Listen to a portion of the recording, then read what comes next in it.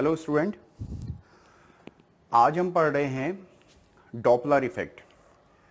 Doppler effect होता क्या है? डॉपलर इफेक्ट है एपेरेंट चेंज इन फ्रीक्वेंसी।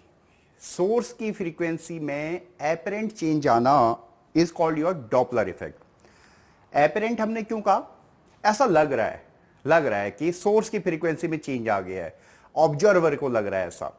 जबकि सोर्स की फ्रीक्वेंसी जो आपकी वेव है, जो आपकी वेव आ रही है, इलेक्ट्रोमैग्नेटिक वेव हो या साउंड वेव हो, what ever be the wave, जो भी वेव वो जनरेट कर रहा है, जो भी सोर्स वेव जनरेट कर रहा है, उसकी फ्रीक्वेंसी फिक्स रहती है। तो एपरेंटली हमें ऐसा लग रहा है कि जो वेव सोर्स छोड़ रहा है, बेशक वो इलेक्ट्रोमैग्नेटिक वेव छोड़े या साउंड वेव छोड़े, उसकी फ्रीक्वेंसी में चेंज आ गया है। एपरेंट लग रहा है, ऐसा हो नहीं रहा है ऐसा, तो इसलिए हमने उसको एपरेंट बोला। जो एक्चुअल फ्रीक्वेंसी होती है वो आपके सोर्स पे ही डिपेंड करती है, बेशक वो इलेक्ट्रोमैग्नेटिक वेव हो या साउंड वेव हो। Doppler effect in light wave और Doppler effect in sound wave, दोनों में थोड़ा सा डिफरेंस है। पहले डॉपलर इफेक्ट को आप देख सकते हैं। डॉपलर इफेक्ट में हम क्या कर रहे हैं, जो हमारे पास सोर्स है, जो हमारे पास सोर्स है और जो हमारे पास ऑब्जर्वर है, इसको वो लिखिए। सोर्स हमारा क्या कर रहा है? वेव छोड़ रहा है, एक वेव, दो वेव, तीन वेव, ऐसे इक्वल इंटरवल पे वेव छोड़ रहा है। तो इसकी अपनी सोर्स की एक फ्रीक्वेंसी है और ऑब्जर्वर इन वेव को रिसीव कर रहा है। और अगर सब कुछ इनके बीच में कोई रिलेटिव मोशन नहीं है या कोई मोशन नहीं है, स्टेशनरी है ये, तो ये सब कुछ, ये जिस हिसाब से ये वेव छोड़ेगा उसी हिसाब से ये वेव रिसीव करेगा। तो जो फ्रीक्वेंसी से ये वेव छोड़ा है उसी फ्रीक्वेंसी से वेव रिसीव कर रही है। तो ये तो एक सिंपल है। बट अगर इनके बीच में, सोर्स के और ऑब्जर्वर के बीच में रिलेटिव मोशन आ जाए, तो फिर जिस हिसाब से या जिस स्पीड से ये वेव को छोड़ा है, उस स्पीड से ये वेव को लेगा नहीं। या तो ये से थोड़ा सा ज्यादा स्पीड लगेगी, ऐसा लगेगी अगर रिलेटिव मोशन हो गया, या उसे कम स्पीड लगेगी। अगर सपोज करो एक वेव इसने अभी लिया और अभी इसके पास आ गया, तो हो सकता है वो दूसरी वेव को जल्दी पकड़ ले, तो इसे ऐसा लगेगा कि इसकी फ्रीक्वेंसी बढ़ चुकी है, सोर्स की फ्रीक्वेंसी बढ़ चुकी है, इसे ऐसा लगेगा ऑब्जर्वर को। यही आपके पास डॉपलर इफेक्ट है। आप जैसे आप समझ गए होंगे, जैसे सोर्स ने फ्रीक्वेंसी छोड़ी, ऑब्जर्वर ने इस फ्रीक्वेंसी को रिसीव किया। अब अगली फ्रीक्वेंसी अगर ये अपनी जगह पे, तब तो ठीक है। अगर ये मूवमेंट कर रहा है तो अगली पल्स को ये कुछ टाइम बाद लेगा, ये अगली पल्स को कुछ समय बाद लेगा। और इससे इसकी जिस हिसाब से ये वेव छोड़ रहा है और जिस हिसाब से ये वेव रिसीव कर रहा है, इसमें डिफरेंस आ जाएगा। और जो उसको जिस हिसाब से वो वेव रिसीव कर रहा है, जिस स्पीड से वो वेव रिसीव कर रहा है, यानी पर यूनिट टाइम वो जितनी वेव रिसीव कर रहा है, वो उसे लगेगा कि वो सोर्स की फ्रीक्वेंसी है। तो इसी को हम डॉपलर इफेक्ट बोलते हैं। ये apparent change in source frequency की जो ऑब्जर्वर को लगे, उसी को हम बोलते हैं डॉपलर इफेक्ट। तो बहुत क्लियर हो गया होगा आपको इस वाली चीज से। मैं इसको दोबारा समझा देता हूं। ये हमारे पास सोर्स है, ये हमारे पास ऑब्जर्वर है। डॉपलर इफेक्ट है क्या, मैं इसको दोबारा बता देता हूं। ये हमारे पास सोर्स है, ये हमारे पास ऑब्जेक्ट है। सोर्स सपोज वेव छोड़ रहा है, इक्वल इंटरवल ऑफ टाइम पे वेव छोड़ रहा है। तो ये एक सेकंड में कितनी वेव छोड़ रहा है, ये इसकी फ्रीक्वेंसी है, सोर्स की फ्रीक्वेंसी है। ऑब्जर्वर एक सेकंड में कितनी वेव रिसीव कर रहा है, ये ऑब्जर्वर को लगेगा कि ये सोर्स की फ्रीक्वेंसी है। ये एक सेकंड में कितनी वेव रिसीव कर रहा है, ये ऑब्जर्वर को लगेगा कि ये सोर्स की फ्रीक्वेंसी है। अगर बिल्कुल ये स्टेशनरी है, तो जिस हिसाब से ये वेव छोड़ा है उसी हिसाब से ये वेव रिसीव करेगा। तो ये जो सोर्स की फ्रीक्वेंसी और जो फ्रीक्वेंसी से लग रही है, एपरेंट, जो ये देख रहा है यहां से, जो ये महसूस कर रहा है, वो फ्रीक्वेंसी सेम हो जाएगी इस केस में। बट अगर सोर्स मूव कर रहा है या ऑब्जर्वर मूव कर रहा है, सपोज करो ऑब्जर्वर मूव कर रहा है, तो एक वेव इसने अभी ली, दूसरी वेव जब ये लेगा, क्योंकि ये अपनी जगह पे है नहीं तो ये इसको जल्दी ले लेगा, तो इसको ऐसा लगेगा कि दूसरी वेव जल्दी निकल गई है यहां से, ऐसा लगा इसको, तो ये दूसरी वेव को जल्दी रिसीव कर लेगा, दूसरी पल्ज को जल्दी रिसीव कर देगा, इससे ये दूसरी पल्ज को जल्दी रिसीव कर देगा, इससे इस ऑब्जर्वर को ऐसा लगेगा कि ये सोर्स की फ्रीक्वेंसी बढ़ गई है, जबकि ऐसा नहीं है, ऐसा नहीं है। वो तो अभी उसी स्पीड से उसी फ्रीक्वेंसी से, वो तो अभी उसी फ्रीक्वेंसी से आपकी वेव छोड़ रहा है, ऐसा है नहीं, बट उसे ऐसा लगेगा, उसे ऐसा लगेगा कि सोर्स की फ्रीक्वेंसी आपकी इंक्रीज हो चुकी है। तो इसी एपरेंट चेंज को हम बोलते हैं, इसी एपरेंट चेंज इन फ्रीक्वेंसी को हम बोलते हैं एपरेंट फ्रीक्वेंसी, जो कि सोर्स को ऑब्जर्व करता है, जो ऑब्जर्वर जो जिसको फील करता है। डॉपलर इफेक्ट इन साउंड और डॉपलर इफेक्ट इन लाइट में डिफरेंस होता है। डॉपलर इफेक्ट इन साउंड में ये सोर्स है, ये ऑब्जर्वर है। अगर सोर्स ऑब्जर्वर की तरफ जा रहा है तो एपरेंट फ्रीक्वेंसी कुछ और होती है, जब ऑब्जर्वर सोर्स की तरफ जाते हैं तो एपरेंट फ्रीक्वेंसी कुछ और होती है। But in case of light, source observer की तरफ जाए, in case of light source observer की तरफ जाए या ऑब्जर्वर सोर्स की तरफ जाए, इससे कोई फर्क नहीं पड़ता, एपरेंट फ्रीक्वेंसी दोनों केसेस में सेम होती है। तो ये मेन डिफरेंस है डॉपलर इफेक्ट इन साउंड और डॉपलर इफेक्ट इन लाइट में। डॉपलर इफेक्ट इन लाइट में सोर्स और ऑब्जर्वर के बीच की जो एपरेंट फ्रीक्वेंसी है वो केवल रिलेटिव मोशन पे डिपेंड करती है, कौन किसके पास जा रहा है इससे फर्क नहीं पड़ता, वो जो चेंज आएगा वो दोनों में सेम आएगा, केवल उनके बीच की रिलेटिव मोशन क्या है इससे ये चीज एपरेंट फ्रीक्वेंसी को डिसाइड करती है। जबकि साउंड में रिलेटिव वेलोसिटी तो है ही, बट ये चीज भी डिसाइड करती है कि सोर्स ऑब्जर्वर की तरफ जा रहा है या ऑब्जर्वर सोर्स की तरफ जा रहा है या एक दूसरे से दूर जा रहे हैं। तो ये मेन डिफरेंस है। तो अभी हम डिस्कस करेंगे लाइट का।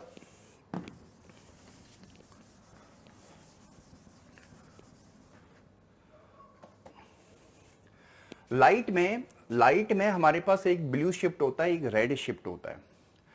ब्लू शिफ्ट हम किसको बोलते हैं? जब कोई स्टार हमारे पास आ रहा होता है, अप्रोच कर रहा होता है, तो अप्रोच कर रहा होता है तो उसकी फ्रीक्वेंसी हमें ऐसा लगता है कि जैसे इंक्रीज हो गई हो। तो लाइट में हमें मालूम है वायलेट से स्टार्ट होती है, विजिबल लाइट की बात कर रहे हैं, वायलेट से स्टार्ट होती है और रेड पे आ रही है। ये स्पेक्ट्रम है, ये व्हाइट लाइट का स्पेक्ट्रम है, वायलेट से स्टार्ट होती है, रेड से हो रही है। तो जो भी स्टार है जो हमारे पास आ रहा होगा, हमें ऐसा लगेगा कि उसकी फ्रीक्वेंसी इंक्रीज हो गई है।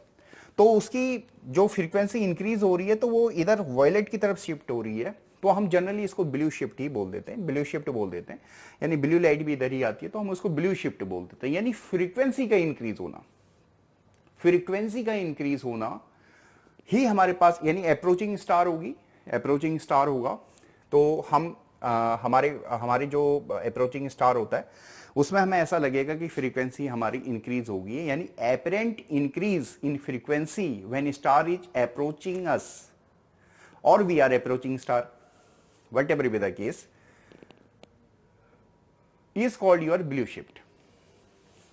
ब्लू शिफ्ट का फॉर्मूला आपके पास ये है, this is your apparent frequency, this is your source frequency, original frequency, this is your velocity of light c is, and v is your what? Radial relative velocity, radial relative velocity। अभी इसको discuss करेंगे, ये क्या चीज है example से बताता हूं। Red shift, same red shift के बारे में भी आप बोल सकते हो। जब स्टार हमसे दूर जा रहा है, रिसीडिंग स्टार, जब हम या तो स्टार से दूर जा रहे हैं या स्टार हमसे दूर जा रहा है, तो उस केस में हमें ऐसा लगेगा कि उसकी फ्रीक्वेंसी डिक्रीज हो गई है। तो फ्रीक्वेंसी डिक्रीज हो गई यानी लाइट जो उसका शिफ्ट है वो रेड की तरफ शिफ्ट हो गया, स्पेक्ट्रम उसका रेड की तरफ शिफ्ट हो गया, ऐसा एपरेंट हमें लगेगा। तो इस तरह के जो फिनोमेना होता है उसे हम बोलते हैं रेड शिफ्ट, यानी लाइट रेड लाइट की तरफ उसकी शिफ्ट हो जाती है। तो ये एपरेंट शिफ्ट को हम बोलते हैं रेड शिफ्ट। तो इस केस में जो आपके एपरेंट है, जो आपके पास रेड शिफ्ट है, रेड शिफ्ट के केस में एपरेंट फ्रीक्वेंसी आपकी क्या होगी? रेड शिफ्ट के केस में F A F under root C minus we upon C plus V. आप इसको ऐसे याद कर सकते हैं कि जब आप इसको ऐसे याद कर सकते हैं, मेमोराइज कर सकते हैं कि जब हमारे पास स्टार आ रहा है तो उसकी फ्रीक्वेंसी इंक्रीज हो रही है। इसको आप साउंड वेव से कर सकते हैं, आप इसको साउंड वेव से भी मैच कर सकते हैं, कोरिलेट कर सकते हैं कि भाई जब जैसे ट्रेन हमारे पास आती है तो उसकी फ्रीक्वेंसी इंक्रीज हो जाती है, आपको तेज आवाज सुनाई देती होगी, और जब ट्रेन हमसे दूर जाती है तो उसकी फ्रीक्वेंसी एपरेंट फ्रीक्वेंसी कम हो जाती है, आवाज थोड़ा धीमी हो जाती है। तो उसी तरह से आप कह सकते हो कि जब स्टार हमारे पास आ रहा है तो उसकी फ्रीक्वेंसी इंक्रीज हो जा रही है। तो फ्रीक्वेंसी इंक्रीज हो जा रही है, इसका मतलब सी प्लस वी टर्म्स ऊपर हो जाएगा। और जब वो स्टार हमसे दूर जा रहा है, जैसे ट्रेन हमसे दूर जा रही है तो उसकी फ्रीक्वेंसी डिक्रीज हो जाती है, तो इसका मतलब सी माइनस वी टर्म्स ऊपर हो जाएगा इसमें, क्योंकि इस जो एपरेंट फ्रीक्वेंसी इस केस में कम होना चाहिए, तो सी माइनस वी ऊपर हो गया। आप ऐसे याद कर सकते हैं, मेमोराइज कर सकते हैं। यहां पे एपरेंट फ्रीक्वेंसी आपकी ज्यादा होनी चाहिए क्योंकि हमारे पास आ रहा है, तो सी प्लस वी टर्म्स आपकी ऊपर हो जानी चाहिए। तो आप इसको ऐसे मेमोराइज कर सकते हैं। अब हमारे पास v क्या चीज है? v क्या चीज है? v is our relative radial velocity. ये v आपका क्या है? Relative radial velocity. एक एग्जांपल से समझा रहा हूं। सपोज करो मेरे पास ये हमारे पास एक स्टार है, ये दूसरा स्टार है। इस स्टार की वेलोसिटी इस स्टार की वेलोसिटी सपोज v1 है और इस स्टार की वेलोसिटी v2 है, और इन दोनों के सेंटर को मिलाने वाली लाइन सपोज ये है, और ये इसके साथ एंगल बना रहा है θ1 और ये इसके साथ एंगल बना रहा है θ2। इस वेलोसिटी का कंपोनेंट इस डायरेक्शन में होगा v1 cos θ1 और इस वेलोसिटी का कंपोनेंट इस डायरेक्शन में इधर की साइड होगा v2 cos θ2। अब क्योंकि ये भी पास आ रहा है, ये भी पास आ रहा है, तो रिलेटिव वेलोसिटी दोनों की क्या हो जाएगी? ऐड हो जाएगी। तो ये जो वेलोसिटी हमने निकाल दिया, this is your relative radial velocity. ये v जो v यूज हम इस फॉर्मूले में कर रहे हैं, ये वाला v है वो। तो ये आपको बहुत क्लियर होना चाहिए, this is your relative radial velocity. I think clear हो गया होगा आपको।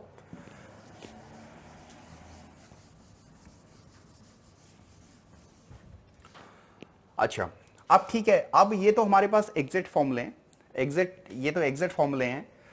अब हम इस फॉर्मूले का अप्रोक्सीमेट ड्राइव कर सकते हैं, जिसको हम जनरली न्यूमेरिकल में इस्तेमाल करते हैं। अब जब हम इसको सॉल्व करेंगे, देखो ये एग्जैक्ट एक्सप्रेशन है, we can solve it for approximate velocity equal to your frequency into lambda. इस एक्सप्रेशन का यूज करके हम इसको सॉल्व कर सकते हैं। This quantity become your c upon lambda A, this quantity become your c upon lambda, and this can be written as 1 plus v upon c and 1 minus v upon c की power 1/2। इसको मिटा देते हैं। इसको अगर हम further solve करें, this can be written as lambda A equal to lambda and 1 minus we upon c की power 1/2 and 1 plus we upon c की पावर माइनस 1/2। अब इसको सॉल्व करने के लिए इसको सॉल्व करने के लिए हम मैथ की बाइनोमियल थ्योरम का इस्तेमाल कर सकते हैं। मैथ की जो बाइनोमियल थ्योरम है वो ये बोलती है 1 प्लस एक्स की, बाइनोमियल थ्योरम के बहुत सारे फॉर्म हैं जिसमें से एक फॉर्म ये भी है, 1 प्लस एक्स की power n can be approximate to 1 plus N X. Condition apply, x का जो मैग्नीट्यूड है बहुत कम होना चाहिए 1 से।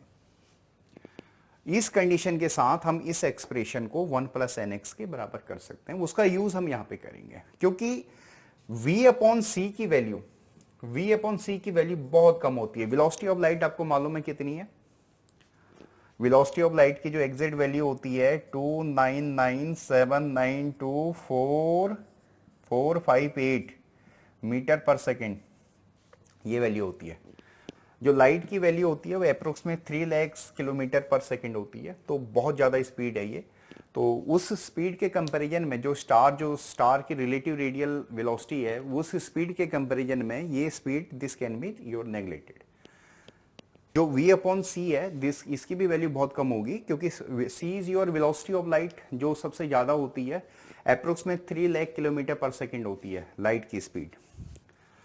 सो इन वैक्यूम की बात कर रहे हैं, तो v अपॉन सी की वैल्यू बहुत कम है, so we can approximate this expression with the help of this binomial theorem.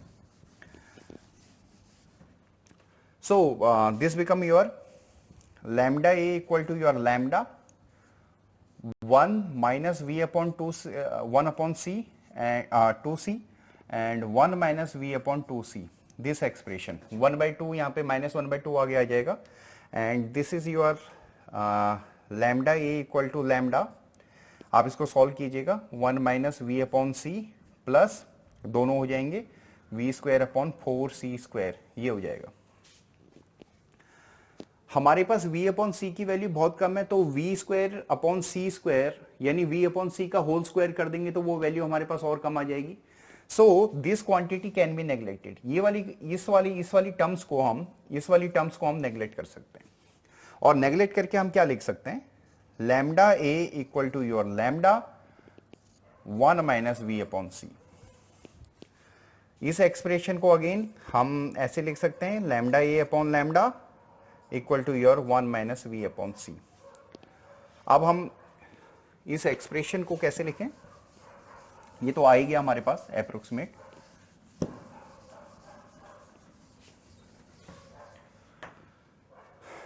This is your lambda a minus lambda upon lambda, minus 1 करेंगे इसमें से भी यहां से भी, और this is your minus we upon C, and ये बन जाएगा आपका delta lambda upon lambda equal to your minus we upon C.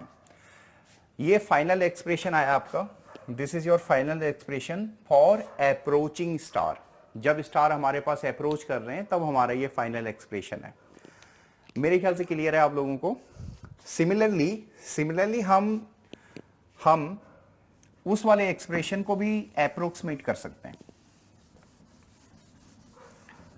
Similarly हम उस वाले एक्सप्रेशन को भी अप्रोक्सीमेट कर सकते हैं।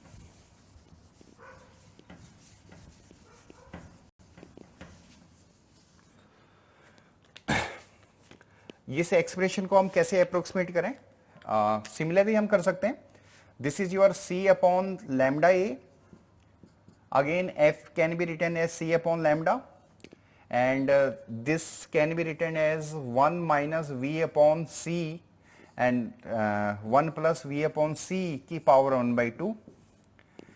This can be solved as lambda a equal to your lambda equal to lambda, c से सी कट जाएगा, लैम्डा ए को ऊपर ले जाइए और लैम्डा को इधर लाइए, लैम्डा के साथ इसका आ जाएगा 1 प्लस वी अपॉन सी की पावर 1 by 2, और ये डिवाइड हो जाएगा 1 माइनस वी अपॉन सी की power minus 1 by 2, minus 1 by 2, ये इसको डिवाइड हो जाएगा। This can be approximate, again binomial theorem का यूज कर सकते हैं हम यहाँ पे, और इसको हम अप्रोक्सीमेट कर सकते हैं। लैम्डा इसको 1 प्लस वी अपॉन 2c, ये भी पॉजिटिव क्वांटिटी आ जाएगी 1 प्लस वी अपॉन 2c, आप उसको मल्टीप्लाई कीजिए, lambda A equal to your lambda 1 plus we upon C plus V square upon 4c square, ये मल्टीप्लाई करने पे आपका आ जाएगा। बहुत सिंपल एक्सप्रेशन है, और ये आपको अगेन हम इसको ऐसे लिख सकते हैं, lambda A upon lambda equal to your 1 plus we upon c, minus 1 दोनों साइड से कीजिए, lambda A upon lambda minus 1 equal to v upon C, and